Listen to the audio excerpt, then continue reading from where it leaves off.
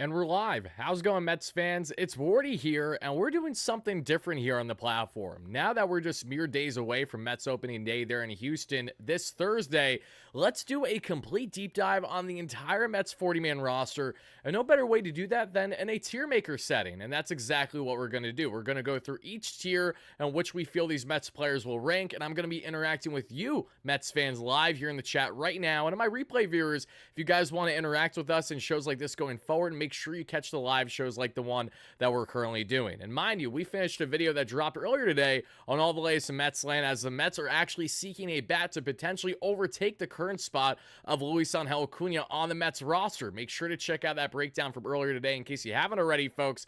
A lot of Mets content coming out in a very short period of time with opening day, again, just a couple days away now. So without further ado, let's get into this one and let's do the complete tier maker. And shout out to everyone first chiming in live on our replay. Greatly appreciate that. Smash that like and subscribe on as you first chime in, and let me know all your initial reactions as we break this one down together right here, right now. Now, folks, as we pan to this, as you guys can see, we have the official tier maker setup. Shout out to tier maker. You guys can do this at home without a problem for whatever topics of tiers that you want to do. And this is something I've been wanting to do, and actually during my spring training trip there in Florida, when talking to fellow creators, you know, they really sprung the great idea in my head. Why not do a tier maker on the entire Mets roster? So that is exactly what we're going to do. So let's get a quick rollout here, and then we're going to go from there. And again, thank you guys so much in advance for the endless support. We got my guy Vinny in here. How you doing, Vinny? Jose, how are you? We got White Mike, Michael Nealis, great member. Baseball is the best. How you doing? William with the kind words right away. Thank you so much. Mr. Delightful, great member.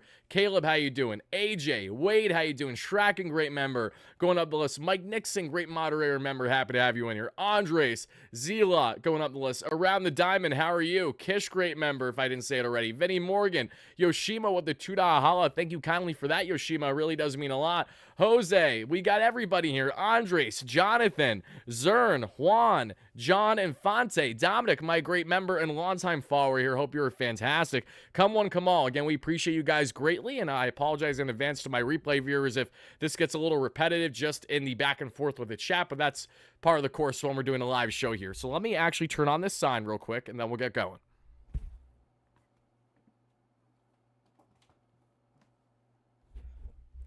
Alrighty, baby, let's do this thing. All right, guys, you know how excited I am for the Mets, especially with just a couple days away from opening day already. And there's so many guys on this roster that I really like. There aren't too many that I dislike, but there are certainly some, and we'll get into that. So how we're doing today's tier maker is as follows. We have, starting off at the top, S. The S tier will stand for stud. What do I define as a stud? Yes, I use that word rather loosely. Of course, throughout the course of the season, I'll call you a stud, I'll call your mother a stud, it doesn't matter. But in the actual context of this tier, stud is going to stand for star player. Beyond all-star, clearly kind of on another level. And I think you guys already catch my drift where I'm going with that. Then we have all-star. And this is where things get interesting, because does all-star mean that you have to be a consistent all-star player?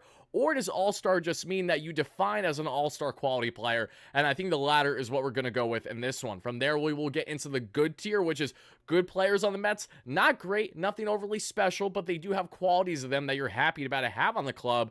And they may go from good to all-star in the next year or so, depending on said player. Then we have the bench tier, which is going to be exactly that, for the players that are likely to be coming off the bench this year, even if they aren't currently with the Mets at this point in time. But whatever their peak is expected to be, if it's bench, we're going to put them there. Then we have AAA. That is for guys that are either starting the year in Syracuse right now, or guys that maybe should be in Syracuse that aren't, or just something along those lines where it makes most sense for them to be in AAA as things currently stand. And to wrap things up, we have DFA, cut, you name it, and we're going to get into not a lot of guys, but a couple in particular that I think you can make the rightful arguments for. And again, this is going to be an interactive show, so I want to hear from you guys as we go through every single player in today's list on the Mets 40 man. I'm going to do this as quick as I can while interacting with the chat. So thank you guys kindly for continuing to smash that like and subscribe on as your first chime in. As of now, it doesn't look like I'm going to be there opening day, Lewis, sadly, but I will more than likely be there for that first week of home games. So even if it is in the Blue Jays series, I'm hoping to hit a series directly after that or then some. We'll check with the schedule, but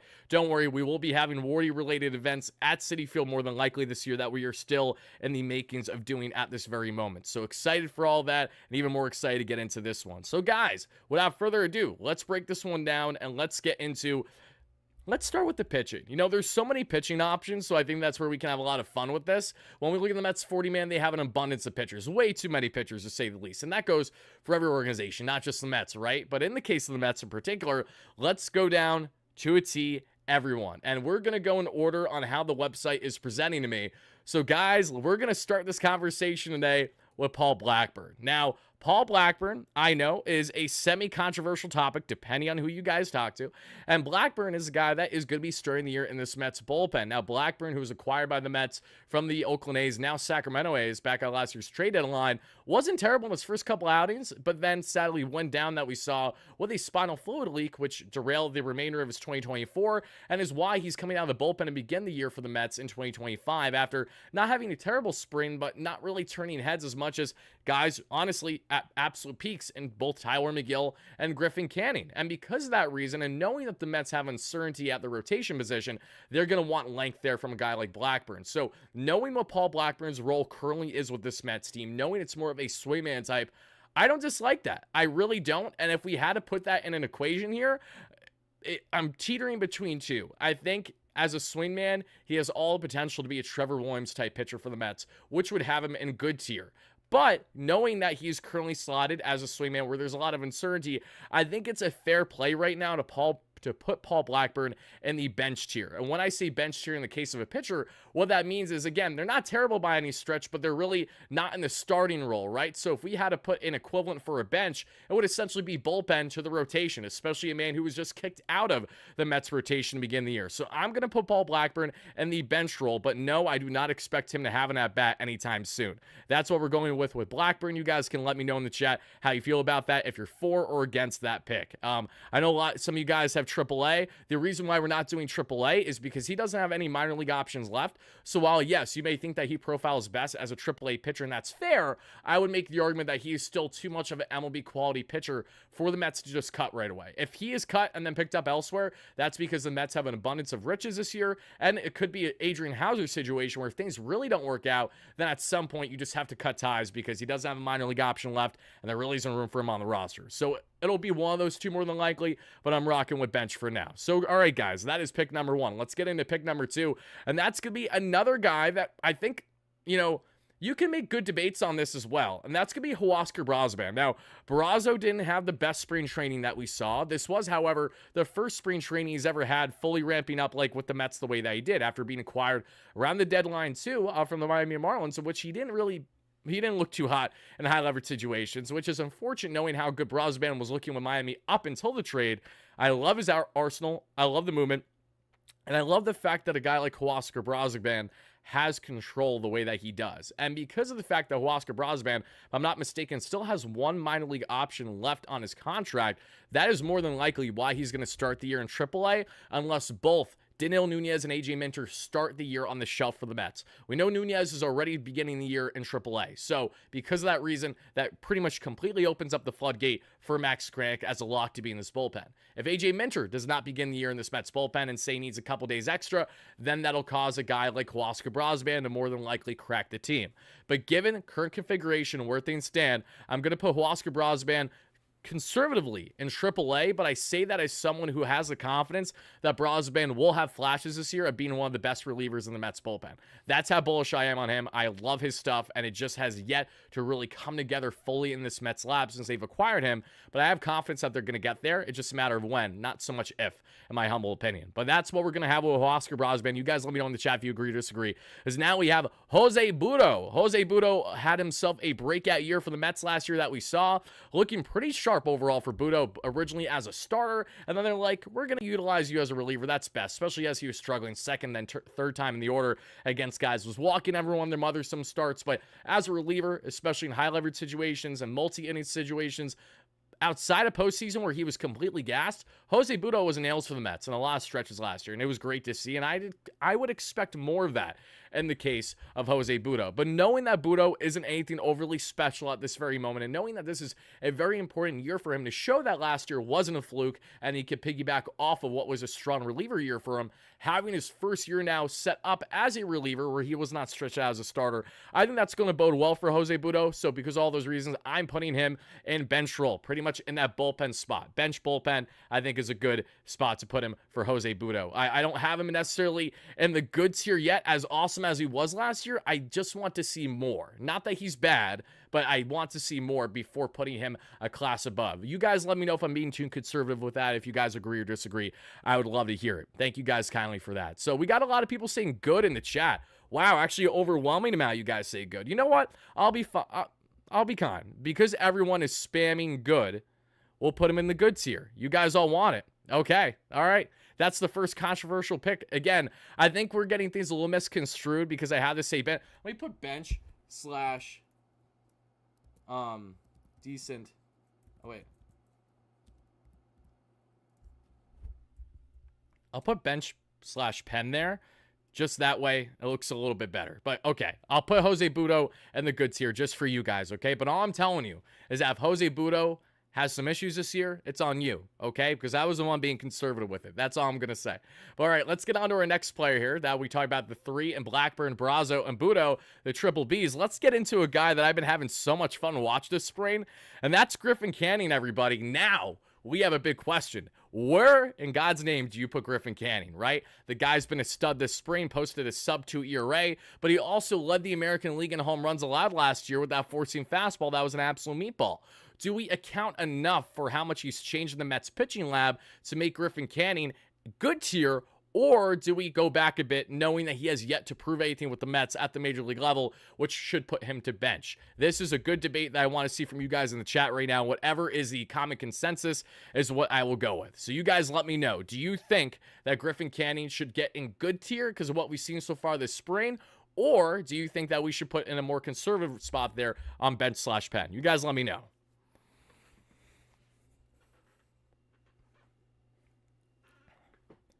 Good mix here, too. I love the debates in the chat as well. This is awesome. If you guys are watching some replay, you don't know, but there's a good mix between what we're getting in bench, good, bench, good. A lot of that right now.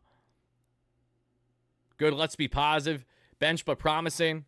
Good, good. Give him the chance to show what he can do. Bench, pen, good. Okay. So this is pretty split. I'll be more optimistic and I'll put him in the good tier for this one, but maybe we'll come back to that. We might switch some things up at the very end of this. I think that's fair, right? So we'll put Griffin Canning in the good tier. And for those that have not been following Mets spring training, and this is where you should, when position battles are happening and when guys are working on their arsenals, Griffin Canning is pitching night and day different than what he was in previous years with the Angels. And that's all because of the Mets pitching lab and what they're doing to reshape his arsenal versus what he was doing wrongly, utilizing his four-seam fastball, which is an absolute meatball, 60+% of the time last year. Yeah, miss me with that nonsense. I think Canning's going to be more than fine for the Mets, but I understand the debates one way or the other. Now, going from Griffin Canning, let's get into Sugar himself and Mr. Edwin Diaz. And when we break down Edwin, everybody, I think it goes without saying that he absolutely is in all-star. I'm not putting him in stud because he isn't in a class of his own as a reliever currently, the way that he kind of separated himself in 2022 that led to the big payday. But Edwin Diaz is still absolutely an all-star caliber closer, and I think he will exemplify that yet again this year. I know there's some reservations, some levels of concerns, skepticism, knowing that he's had a downtick in velocity so far this spring, but I think with time you're going to see Edwin not only continue to get ramped up, but the velocity will be there. He touched 101, 102 there that we saw in the playoffs for the Mets. It's not like he can't touch those. It's just about adrenaline, about situational awareness of when he's being thrown in closer situations, non-safe situations, how many guys does he have to face, things of that nature is certainly important when we evaluate Edwin, but I'm going to put him comfortably there an all-star. I think that's more than fair for someone like him. You guys let me know if you agree or disagree in the chat. Thank you kindly for that. Now, let's get on to our next guy here, and Reed Garrett. And Reed Garrett's a fun one too, because Reed was awesome last year, right? But I think if we're going to give Jose Butto the treatment as good tier, then we absolutely have to put Reed Garrett in good tier. And here's the thing. I think you can make the debate that Reed Garrett has the caliber to be an all-star caliber reliever for the Mets this year. And the reason why I say that is, as long as he piggybacks off of what he did last year, the K/9 was through the roof. Yes, the walks were a little high at times, but if Garrett can get that walk rate a little bit down, the guy was striking out guys at a rate that was Edwin Diaz-esque, especially in the first month or two of the year last year.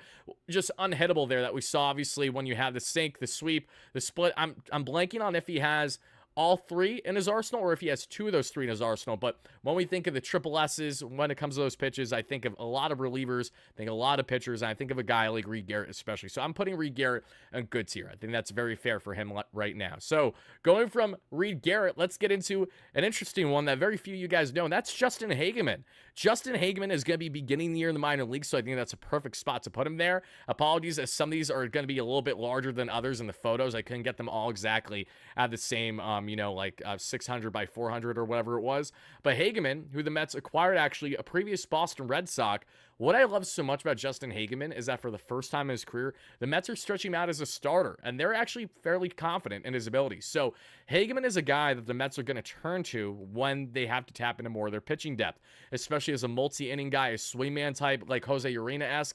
Hageman's going to fall more in that category, but the fact that the Mets are going out of their way to really stretch him as a full-time starter this year is telling that they like his stuff and they think it could play up to the MLB level as soon as this season. So when Justin Hageman inevitably gets called up, say, this year, don't be shocked, because you know that you will at least have a simple breakdown that we did here on the platform as we've talked about him in spring training back to when the Mets initially acquired him in the early goings of this past offseason. But Hageman goes there in AAA. Now we have another man that's going to start in AAA, and this is AAA DFA territory. Nothing against him, as it's just a reality of his role at the Mets, and that's going to be Kevin Herget. Kevin, who was acquired by the Mets this past offseason as well, is going to be starting in AAA, so that's an easy spot for him. Another reliever type, again, an abundance of relievers is what we're going to talk about today when we break down the 40-man, but he's certainly in that mix, so we'll put him there in AAA, which leads us to our next pick. Oh, baby, it's Clay Holmes time. So let's put Clay. So we talked about how Griffin Canning, we had to put him in good tier, because even though that Griffin hasn't been that good of a starter in his career, we're really confident what he can do this year with the Mets in their lab. Okay, then we have to give that same approach for Clay Holmes. But this is where things get fun, everybody. You might hate me for this. You might think I'm jumping the gun. I don't care. Clay Holmes is going to be an all-star starter for the Mets this year. I'm very confident of that. And yes, I'm buying probably way too much in his spring training results, but I'm buying more in than anything else in how Clay Holmes goes about himself. It's the fact that he was there basically a month before anyone else arrived in Port St. Lucie. He gets stretched out as a starter. It's the fact that he looked like an ace all spring training long outside of the couple walks that you do, which we can expect at times. The guy's arsenal went from a 2 to 3 pitch mix to north of a 5 pitch mix. He's absolutely devastating. The kick change, the sinker, everything about that arsenal, and the sweeper that has a nice bite to it, a lot of late movement. I love Clay Holmes, and I might be eating my words in just a couple months from now, or even a month from now, not even. But for right now, I'm loving what I'm getting from Clay Holmes, and I really do think that he is going to prove to be an all-star caliber starter for the Mets this year, and potentially in the years going forward. I see him going in very similar routes to the Michael Caines, his former teammate from the New York Yankees. To a high degree, obviously, the Seth Lugos as well. We think of the Ronaldo Lopez's from the Atlanta Braves this past year. The list goes on. The Littells there from the Tampa Bay Rays, the former reliever that had a little bit of a screaming fest, or a disgruntlement at least, with former former manager of San Fran, and Gabe Kapler, if you guys remember their exchanges a couple years ago. But Clay Holmes, he's going in all-star tier. I know that may have ruffled some feathers, but I honestly, I don't care. I love Clay Holmes. I think he's going to be good this year, so I'm putting him where I feel most confident in. So going from Clay Holmes, let's now get into our next guy, and that's going to be Max Kranick, another guy that I absolutely love. All the guys that I love, and that's, you'll love to see it. Guys on the roster that I've been following for a while, clear fan of. And Max Kranick, who grew up the diehard Mets fan, who I've been very fortunate to build a relationship with over this past year. He joined our live stream on Mets Amazing Day there in the Cadillac Club, which was a lot of fun, chopping up with him for a couple minutes. Saw him live in spring training dominate against the Astros and others. I've seen it all with Max Kranick, and he's done it all this spring. And I think regardless of what's happening, Max Kranick needs to be in this Mets bullpen. I'm going Max Kranick. We're going to put him in good tier. He's looked great. And I know that bench pen probably makes more sense for him. I think there's a good debate with bench pen making more sense with him. But Max Kranick, I think, is going to be good for the Mets this year. I really do. Even if it's only him pitching, say, 20 to 40 innings, because he fluctuates with being up and down. Whatever the case may be, I'm pretty bullish on Max Kranick. And I'm not like this with every reliever either. You will see plenty in the bench pen area, but Max Kranick is up there because his stuff plays, and he has a multi-pitch mix that's stretched as a starter type. So if you utilize that as a multi-inning reliever, I think that's going to really bode well for this Mets team and getting good diversity out of their pen and the arsenals and what they're getting from said pitchers. So Max Kranick, I'm putting my guy Max there in good tier. For those that don't know, the Mets acquired Max over a year ago from the Pittsburgh Pirates and the waiver wire after he was coming off of a Tommy John injury-riddled surgery year in 2023. Went down with injury halfway through spring training last year, which was unfortunate because he was off to a good start. Now, fast forward to present day, Krennic thankfully knocking on wood has stayed healthy, and I expect him to do great things now, rocking a Mets uniform for the first time as a diehard Mets fan this year. That's going to be a lot of fun to see. But now let's go from Max Krennic to getting into the Simone Southpaw and Sean Manaea. And Sean, that's an easy one. Sean has all the makings of being an all-star caliber starter for the Mets this year. Whether he will be or not, we'll find out, obviously. But when it comes to pure stuff, what he did after utilizing that arm angle differently, absolutely all-star caliber at absolute best. I think that's a good spot to put him. And at worst, I think Manaea is still in that good tier, right? So he tiers between these two. With what we'll get this year, you'll probably get a clunker or two, which makes you want to put him here. But for the most part, we'll probably have him there in that all-star tier because he was, by all accounts, an ace caliber starter for the Mets, especially as we got to the second half.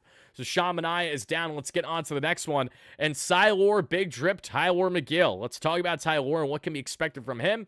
And Tylor has had a solid spring, but he goes in the exact same category as Paul Blackburn, and that's going to be bench pen because Megill has to prove it, right? I know you might say, Wardy, how does that make at all any sense? How can Griffin Canning be in the good tier when he hasn't proven jack for the Mets versus Megill? The difference is that the Mets have had Tylor Megill in their organization for the past 5+ years. They know everything on the back of their hand when it comes to Tylor. And the fact that Megill has had this gradual build-up into working on his arsenal, whereas Canning, you kind of saw a night and day difference right away in the proper adjustments he needed to make and the immediate results that would soon follow. I think that's important to evaluate throughout spring training. So Megill, I think, has all the makings of being a good starter for the Mets, but we haven't seen that consistently yet. And because we haven't seen it consistently yet, knowing that he's been in the organization, I actually think hurts his ranking right now versus if he was a newcomer and fine-tuning the arsenal and having, say, a 2.5, 3-year reign spring, I'd feel a little bit different. But Tylor Megill for now will be paired with Paul Blackburn in that same role, a bench pen area, barring changes. But yes, he is currently slotted as the Mets #2 starter to begin the season, for context. So to go from Tylor Megill, everybody, we're going to get to AJ Minter. Do want to see how you guys feel in the chat, though, because, again, it's definitely different. We got some people even saying DFA on the Megill front. Can't do that yet. Megill is too good to just go the lengths to DFA. That's an actual fact. He's good quality depth to have for a rotation. But can he go from being quality to can he go from quantity as, another back-end piece to really being a quality piece to begin the year? That's what we're going to find out, everybody. So Tylor Megill there in the bench pen area. But now let's get on to our next ones here, everybody. I'm going to try to speed it up a little bit because I know we got a lot of players to get into. We're going to have AJ Minter. AJ, that's easy. That's an easy all-star for AJ. One of the true best high-leverage arms, lefty arms, in all the National League, all Major League Baseball. Over the past 5+ years, AJ Minter has been amongst the league best. And when we look at WAR for lefty relievers in high-leverage situations, it's him and Tanner Scott. They're like 1 and 2, right up there with how reliable they are in high-leverage situations as lefty arms. So love that from AJ Minter. Hopefully he'll start the year with the Mets. If not, no worries. I know it won't be long before he's with the team. But a longtime foe that I used to hate on for so long, and then I drag on him so hard when the Mets would beat him up. Now he's a Met, and that's pretty cool. AJ Minter, happy to have you on the right side and not the dark side there in Truist Park anymore. But now, guys, let's go from talking about AJ Minter to getting on to our next pick, and that's going to be Frankie Montas. Now, Frankie Montas, because of the fact that he's on the IL right now, and because of the fact that he's fluctuated so much, there are good debates with Frankie. And I'm going to go more conservative with Montas. I'm actually putting him bench pen. Only reason being is that, yes, while the Mets are guaranteeing our guy Montas here $30+ million, the fact that he started the year the way that he did, the fact that he's coming off of a year that was good more so because of quantity of starts than the quality of said starts, I think goes in hand with why he is in that same class. And if Montas had a healthy spring training and if he dominated, we probably have a little bit of a different discussion. But it's not my fault the guy got cooked as soon as he started throwing in spring training, and now he's not going to be back until probably earliest June. So because of all those reasons, Frankie Montas will, for now, be in the bench pen area of guys that, aren't bad, but also aren't necessarily good enough to lock in that good tier just yet. Now let's go from talking about Frankie Montas to Danil Nunez. And Nunez is an unfortunate one in the sense that technically he's AAA because he's starting the year in the minors. But it doesn't mean that Nunez is a minor league type pitcher. Now, I think when it comes to Nunez, you have the upside of good. We know he has the upside of good. But we're putting him in AAA because he's starting there, obviously. But he's so good. But he also only did it in 30, 40 innings last year. Same thing with Reed Garrett. The debates is like, are they going to be able to replicate this? And Nunez's stuff is nasty enough where I think you could say, yeah, he deserves to be in the good tier. And I'm going to put him there because he is Edwin Diaz light in every way, in every shape, every imagination possible. When you look at Daniel Nunez, he touches high 90s on the gun consistently. He touches high 80s on the gun consistently with the slider. That is so in similarity to Edwin Diaz and how he goes about himself as a reliever that I appreciate. And I think that's going to lead to more immediate success because Edwin's good, Danil's good. And I'm excited to see Danil back in this Mets bullpen when it happens. So yes, is he technically starting the year in AAA? But yes, it's also true that he's a pretty solid reliever. And honestly, might be one of our best high upside guys this year. Very sad bench, says Caleb in the chat. We're going to have more to add. Don't you worry. Don't you worry. Because next up on the list now is Drew Flo and Drew Smith. And Drew Smith, guys, you're not going to like me for this one. Drew Smith is AAA/DFA territory. I'm actually going to go DFA. I know you guys might not like to see that, but Drew Smith has not been consistent enough for me throughout his respective career as a reliever. He's now injury-riddled all year long, obviously ramping up and just going to be in the Mets organization, rehabilitating, which is good. Not complaining about that. But I don't really know if we're going to be able to get Drew Smith up to a tier that I'm going to be happy about or satisfied about as a fan. And maybe I'm being too harsh on him, so maybe I'll come back to this by the end of the show. But for now, I'm DFAing Drew Smith, and this is more my personal belief as someone who was not at all in favor of bringing Drew back, and honestly didn't even think it made like endless sense to bring him back when he signed with us recently to rehab all year, because I just don't know exactly how much upside we have in Drew Smith. He's not a bad player when he's right, but also he can be a really bad player when he's not right too. So putting him in DFA, you guys might not like it, but that's what we're rocking with for now. Now, to go from DFA with Drew Smith, let's go to Ryan Stanek, who's my dog.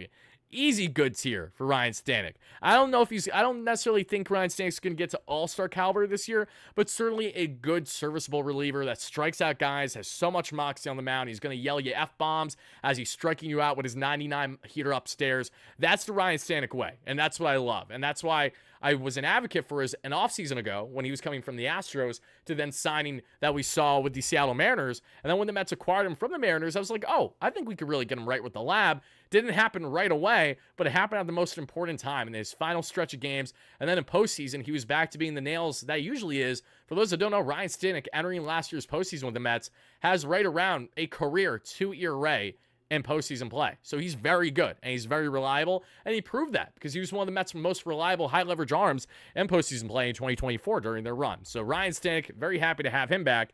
And now let's get into Austin Warren here.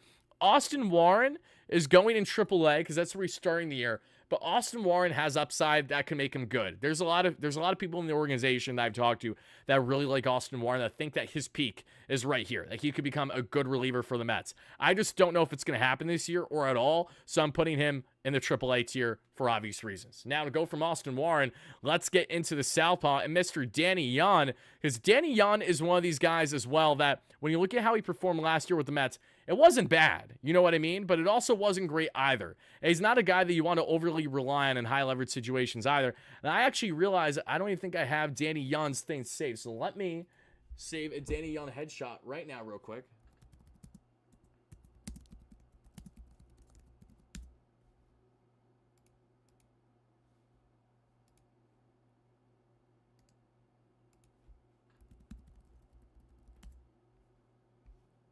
And now we're going to go and add him. Or do you guys want Danny Yon? Because as someone who was advocating for Genesis Cabrera to best Danny Yon for that final lefty spot in the bullpen as a soft, not necessarily just a soft tossing lefty, but a more low leverage lefty versus AJ Minter being your go-to guy in high leverage. I'm really curious to know how you guys feel about that. Let's see here. Where are you, Danny?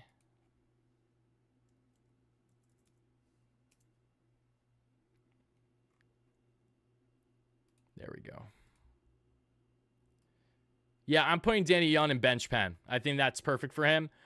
He's definitely AAA tier as well, but he definitely has upside in the sense that, yeah, he's not great. He's all right. I put him in bench pen area. Don't really know if I do much beyond that. How do you guys feel about it? AAA, bench pen, DFA. Yep, I think we're all... So I agree with all you guys in the sense that, especially if Yon has his struggles early on, you got Genesis Cabrera just chilling just chilling right there in Syracuse for you. So, the fact that Hansis didn't even opt out of his deal, same thing with Jose Urena, is kind of telling that these are guys that we could see sooner rather than later in the Mets bullpen.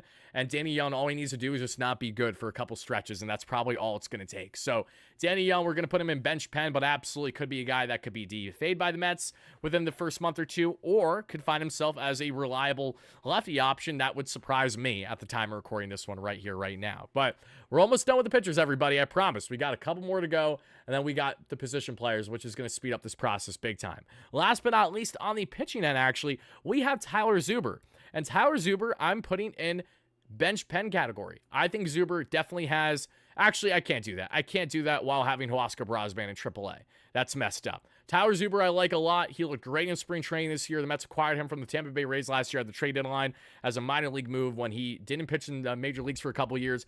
Came back last year, actually playing in indie ball for the Long Island Ducks. Was throwing gas, looking good with the slider, gets picked up by the Rays, gets some outings with them, and then picked up by the Mets via trade. And Zuber didn't crack the Mets bullpen, but he was one of their final reliever cuts, which leads me to believe the Mets do like Tyler Zuber, love what he's doing in the lab, and think he has upside. I think Tyler Zuber could be maybe what Drew Smith wishes he could be for the Mets, if that makes sense. So that's my thought process behind Tyler Zuber.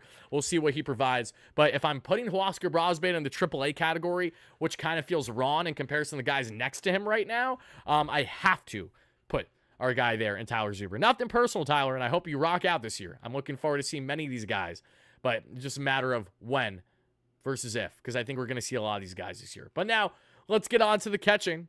You guys know the drill with the catching. We got two guys here. And when it comes to catching, let's start with the man that's sadly on the shelf right now, and Francisco Alvarez. Love Alvy. I think a very safe spot for him right now is good. Alvarez can be very, very good. I think Alvarez can easily be all-star caliber when he's at his best. But one, the injuries have been a continued problem. Two, he has a lot more development to do. And three, he's only, 23 years of age? A lot of work to still be done with Francisco Alvarez in his young career. And I'm looking forward to witnessing all of it, hopefully over the next number of years, him blossoming before our very eyes. We've seen the great stretches. We just got to get it consistently. We got to get our man El Troll back and healthy for this Metropolitan team. Now, because Alvarez is out with injury, that means it opens the floodgates for Luis Torrens. And Torrens, honestly, you can make the debates for good or bench. I'm going to put Torrens as bench because, let's be realistic, he is still a bench-type player for the Mets, right? That's exactly what he is. He's been a career minor leaguer up until last year where he proved everyone wrong. And Torrens has looked fantastic defensively and offensively, had some good strides of brilliance in spring training. So I'm putting Torrens on the bench because that's where I expect him to be with a healthy Mets roster. So that's more so the thought process behind that than anything else. Nothing against Louis, because I like Louis. I do, but I think we have to put him bench right now because he's not going to be the Mets starting catcher for very long this year. You guys may disagree with me on that one, but I'm sorry. I'm putting the foot down on that one, guys. You're going to have to deal with it. I apologize. Let's get on to our next ones here. And let's start with a big topic, one we talked about plenty, and that's Luis Angel Acuna. All right, guys. Spam in the chat. Let me know in the comments down below. Acuna obviously had great strides of brilliance and limited sample size last year with the Mets. And when I say great strides, he wasn't great every game, but he had some key games for the Mets, and he looked good. He looked good in various facets. Very raw tools when you look at his base running ability. Very fast, 95th percentile and outs above average per qualified runners last year. But he also gets tagged a decent amount, so he needs to be more situational in when he should be running. We saw that plenty of the spring training. Acuna's defense is tremendous. The bat-to-ball skills, we don't expect the power to ever get to the likes of his brother Ronald, but the power is certainly there to a degree where he could very well be a 15, 20 home run guy as best of major league level is what I'm thinking. Acuna is a tough one because there's so many rightful debates for him to start the year in AAA, as there's rightful debates as to why he should be on this Mets roster, especially with what we've seen. And he's not a guy that you want on the bench either. So that's what makes it tough, in my opinion. We got to stop with the spam in the chat of stuff that's not happening. No, he's not going to stud. And no, he's not going to an all-star. Neither of those things are happening. So, knowing how the Mets are currently operating, I'm going to put Acuna in AAA. But it does not mean that he can't get all the way being good. I don't want to put him at bench pen when he's not a bench player. Like, I don't think Acuna is going to develop as a bench player for this Mets team. I think he's going to develop as a good, if not hopefully, all-star caliber player. But given where he's currently at his career, and as we await to officially find out Are the Mets going to make a move to basically box him out of the roster to begin the year? Or is he going to begin the year platooning with Brett Baty? For all those reasons, he goes in AAA tier. Love Acuna, though, and I'm very excited to see what he can provide for this team this year. No doubt about it. Pete Alonso, Pete, that's an easy one as well. Pete is going right in all-star tier. I think Alonso has all the makings of being, again, a very prototypical slugger, a very prototypical guy that you expect to go out there and rake. Apologies as I'm trying to find my Alonso headshot right now, as it is nowhere to be seen. So you know what we do when we can't find the Alonso headshot? We go when we down. Oh, never mind. I found it. Right before I thought I couldn't find it, I found it. Alonso goes in all-star. That's easy. Because here's the thing. Alonso might not be the best slugger in Major League Baseball consistently, you could argue, over the past couple years, but he's absolutely still an all-star caliber player in the sense that he's pretty much a lock for 35 to 45 home runs every single year, and is going to give you anywhere from like an 850 to 1,000 OPS as absolute best. That's all-star quality player right there. You don't need to be the absolute best on your team, nor do you need to be, Juan Soto-esque to be an all-star. We've seen a lot of guys that aren't deserving of being an all-star caliber player in recent years get in via the fan vote. So I'm curious to see what's going to be like this year with the Mets fan vote, especially if it goes at all in hand with the startup of the year for the Mets, which is why Lindor, who was an MVP caliber player majority of last year, didn't even crack the all-star team. But guys, let's get into the next pick here, and that is Brett the Hitman Baty. And Brett the Hitman Baty, this is where we have bench tier, because Brett, unlike Luis Angel Acuna, actually falls in this category better, and let me explain why. Unlike Luis Angel Acuna, who obviously had his strides with the Mets in the limited sample size last year, in the case of Brett Baty, Baty's a guy that very well may profile best as a true utility option for the Mets this year. There's a reality where Baty gets the starting reps at second base to begin the year, doesn't run away with it, but he's good enough to want to be on this Mets roster, and you would like him in a utility role to get playing time in various ways. Should that be the case, is why I have Brett Baty in the bench tier. I think at best, Baty can be good, and at worst, he's a guy that is in DFA category where the Mets just feel like they have to part ways with him because there's no future with him in the Mets organization. So that's what I'm going with there, with Brett Baty in that role. So don't get too upset about it or hung up about one way or the other, everybody. But again, thank you guys for letting me know all your thoughts in the chat. We appreciate it.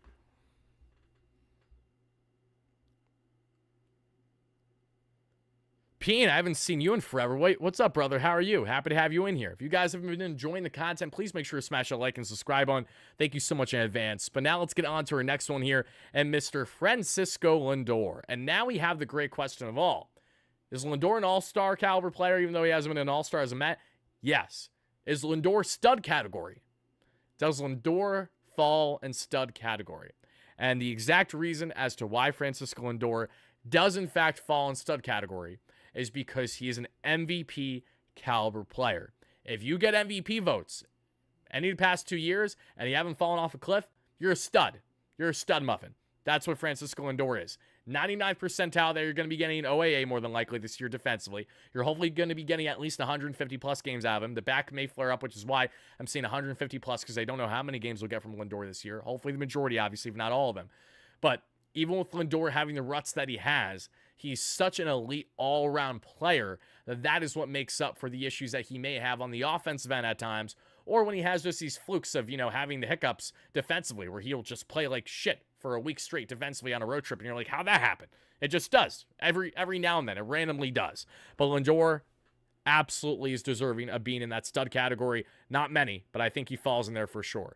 And I'd like to make clear, if Lindor was not the MVP caliber player for the Mets last year, I think you have a much greater argument that he falls in just all-star. But for him to carry the team on his back the way that he did, pun intended or not, to the point that his back was broken at the end of the season, I think is very telling for what he means to this organization and how much he's been providing consistent ball for this team.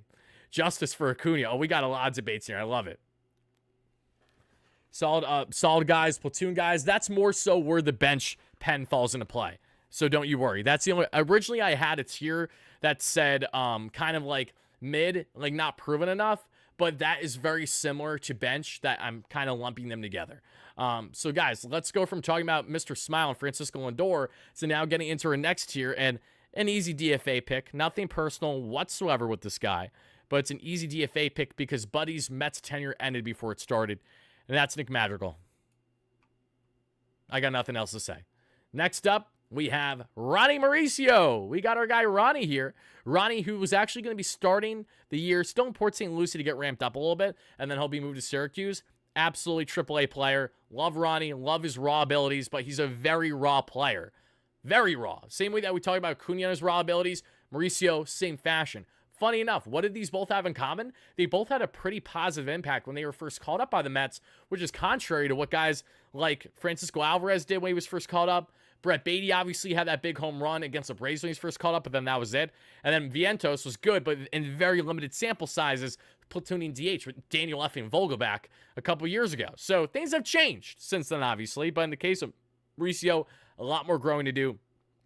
He's comfortably there in AAA for now. Then we have a guy who's blossomed out of AAA, and that's Mark Vientos. And Mark's a tough one. Mark is where we get in the debate on all-star or good. Can Mark Vientos take it up a notch? Can Mark Vientos become an all-star caliber player this year? He absolutely can. He absolutely can. And it's going to be because of the bat-first mentality and just being competent defensively at the hot corner. He's already proven his ability to be a very good player. He did that last year. Now, in his sophomore year of like a full 162 for Vientos, how is he going to look? And I think he's going to look great. And I don't just say that as someone who talked a lot about Mark with his entire family in spring training. Shout out to Charles, his wife, and the entire Vientos family. But more so because of just the reality on how he carries himself.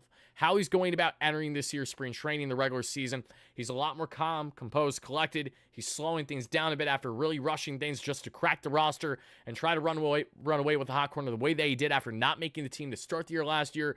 Vientos is awesome, and I'm really been appreciative of his story, and I think he absolutely has the makings of being an all-star caliber player for the Mets as the absolute best. Again, the defense I don't think will ever be electric, but I think the offense will be so good and so paramount that we will see him hit a peak as good as that. And again, we saw him be one of the best third basemen in Major League Baseball, especially out of the National League for a good stretch that last year. When you look at the home runs, WRC+, OPS, pretty much everything outside of just the defense, he was electric in. Last but not least, we have Jared Young. Jared Young can go in AAA. He doesn't need to be a DFA candidate right away.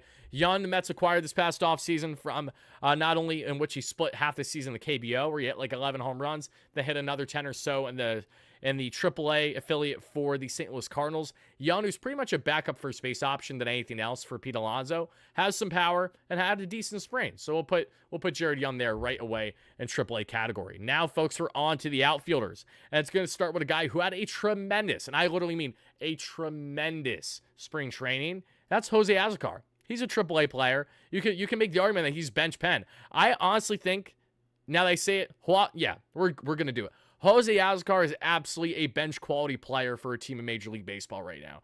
He would probably be on the Mets bench if they didn't have Tyrone Taylor, as we currently speak. So I think when you look at Azocar, his speed, which is tremendous, that's why teams love him. When he was with the Padres, he was a speed demon, can hit for contact ability sometimes as well. Not known for the power, obviously, which is why he's not an MLB mainstay.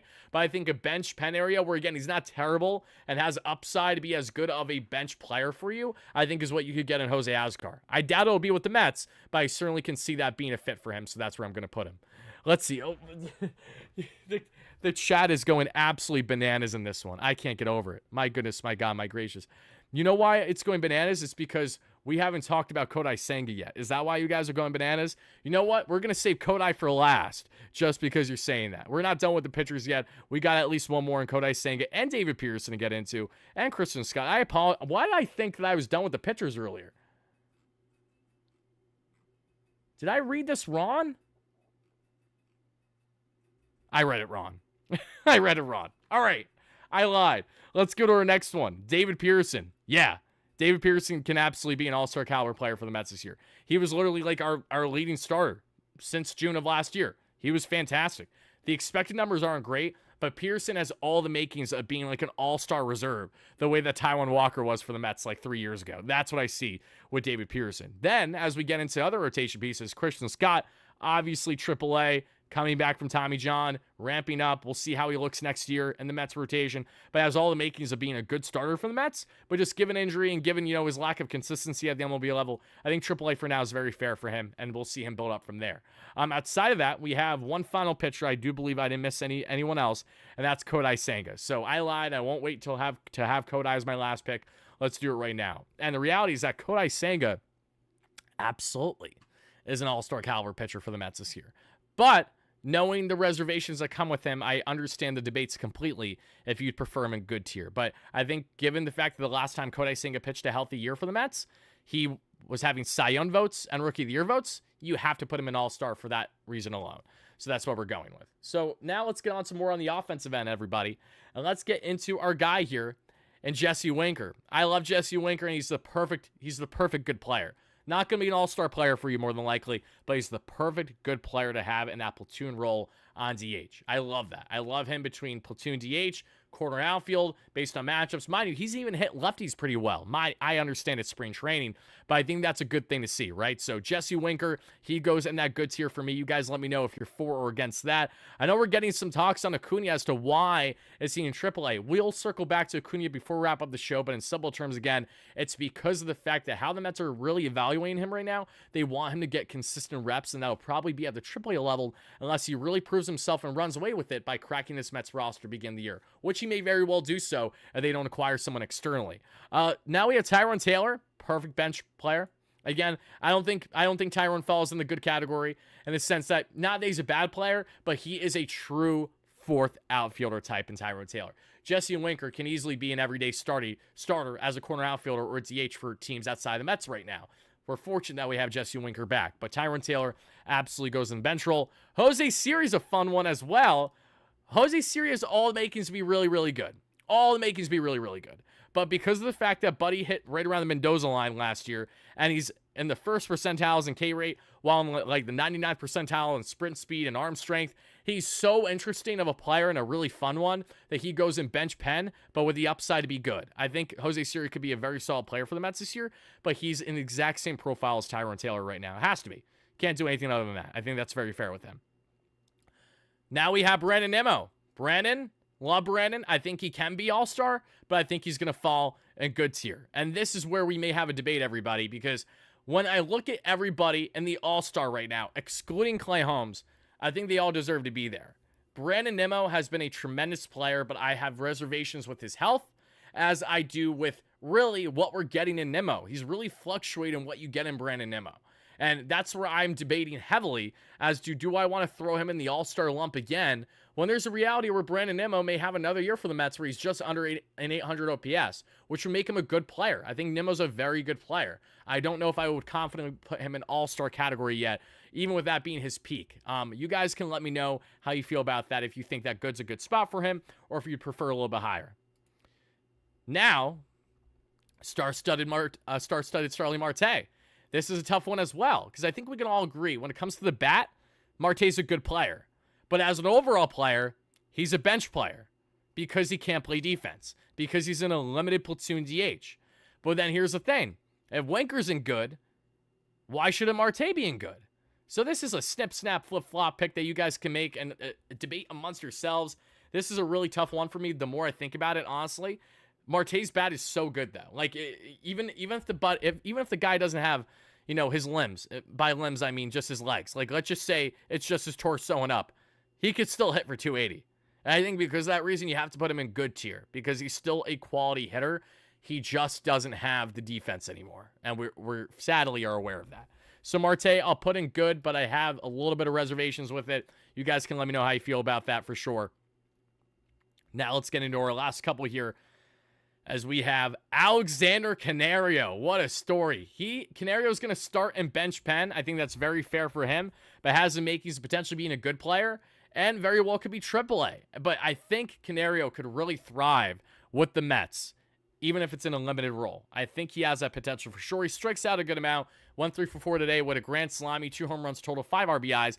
Boy is an absolute dog, 24 years of age, former top prospect the Mets acquired from the Cubs a couple weeks ago. Mets would have loved for him to clear through the waiver wire. That way they don't have to worry about him. But they have a tough decision on their hands with Canario, and he might not even be an option for the Mets a couple days from now at the time of recording this one. But I'm going to put Canario on bench for now because I think he will absolutely have the upside to profile like a Tyrone Taylor and what you're getting. I'm not bullish on Canario. And everyone I've talked to on Canario has pretty much been in the exact same realm. It's either been bench or AAA category. So you guys can debate amongst yourselves, but I'm putting him just ahead on bench because I think his bat is good enough and his defense is versatile enough to play in the outfield position where he could go out there and comfortably do it. Good debates one way or the other, though. I respect it. Now let's see, what do we have? We got a couple more here. We don't have much.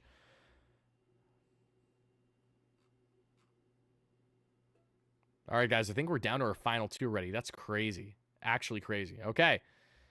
Here we go. Second to last, Juan Soto. Need I say more? What else do I need to say? I'm obsessed with you, Juan Soto. That's about it. Last but not least, Jeff McNeil. Oh, baby. Dude, we got a debate. The biggest debate of all. You save the best for last in the case of controversy. You talk to some Mets fans, Jeff McNeil's an all-star caliber player still. You talk to some Mets fans, Jeff McNeil's a good quality player. You talk to some Mets fans and you say, oh, he's a guy you want off the bench. You talk to some Mets fans, Buddy needs to get DFA'd. He needs to be skyrocketed out of here, and it has a lot to do with his contract. And contract context is important, so let's share that for a second, everybody. With Jeff McNeil still being owed around $30 million over the next couple of years, knowing he's a contact hitter that doesn't hit for power, yes, he looked good in the early goings of spring training before he got hurt, but the thing is, when he comes back from injury, what are we getting in Jeff McNeil? Are we getting second half McNeil north of a 900 OPS, or are we getting first half McNeil last year, which was like 30% below league average of a batter? Knowing there's so much uncertainty with Jeff McNeil, it's really tough for me to go all the way to be like, all right, we got to cut the guy. But I'm also really not loving the idea of putting him in good tier because I just don't know what I'm getting from him. I don't know what I'm getting from him, guys. Everybody, where should I put Jeff McNeil? Where am I putting Jeff? Good? DFA. Holy guacamole, there's a lot of DFA. Bench? I think bench is the perfect middle. I think bench is the perfect middle for the fans that are like, I don't want this guy on the roster anymore. With the fans that are like, McNeil's still a good player. Because here's the reality. McNeil isn't a bad player. He just, in my opinion, I think most could feel this way, he doesn't feel like he fits this team anymore.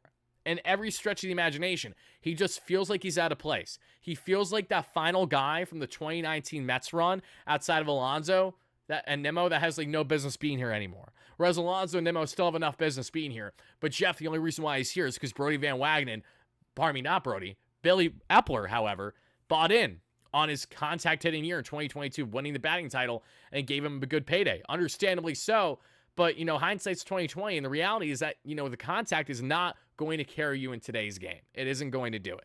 So for all those reasons, I'm going to put him in bench.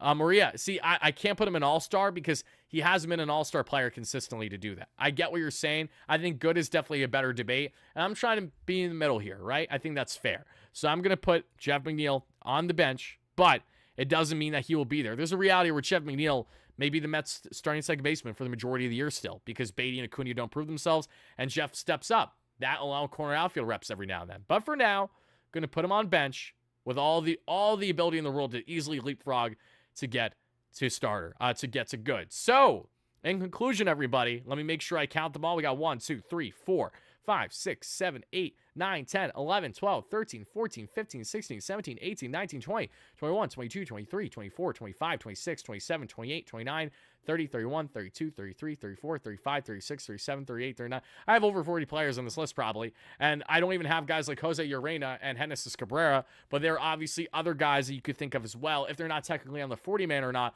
but guys are part of the organization that'll more than likely get reps with the Mets are guys like we just talked about, and Jose Urena, and Genesis Cabrera, and Chris Davinsky. That is the other one. Those three all fall in the same category of pretty much being AAA/bench pen. All guys that have upside to be solid relievers for us, but probably nothing more beyond that for the course of the 2025 regular season. But guys, I hope you enjoyed the content.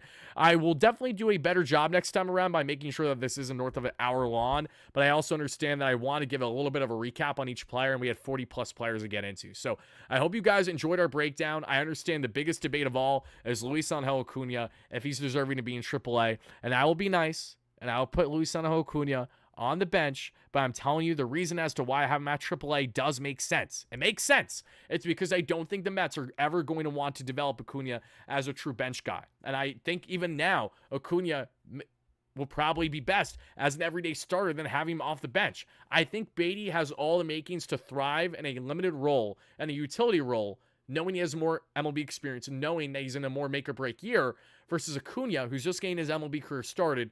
And let's be frank, kind of regardless of what happens with Acuna this year, there's still probably solid realities with the Mets next year as long as they don't trade him in a big piece elsewhere. So that's what I have to say about that, everybody. Everything else, though, is staying the same. I'm not mixing up anything else, but that is going to do it for our first official tier list here on the WardyNYM platform, breaking down and analyzing the entire Mets 40-man roster. I hope you guys enjoyed. If you did, please leave a like on your way out and a key comment in the comments down below to all my replay viewers. If you guys would like to see more tier maker type content like this regarding the Mets and regarding other things in Mets land, I'll be happy to oblige and make that happen. Until then, though, everybody, thank you again for watching. And as always, no matter what, let's go Mets, baby. I'll see you all in our next form of content, which will be tomorrow, then the next day, then the next day, then the next day, then the next day, then the next day. Till then, though, folks, have a fantastic rest of your night, day, evening, whenever you're watching this.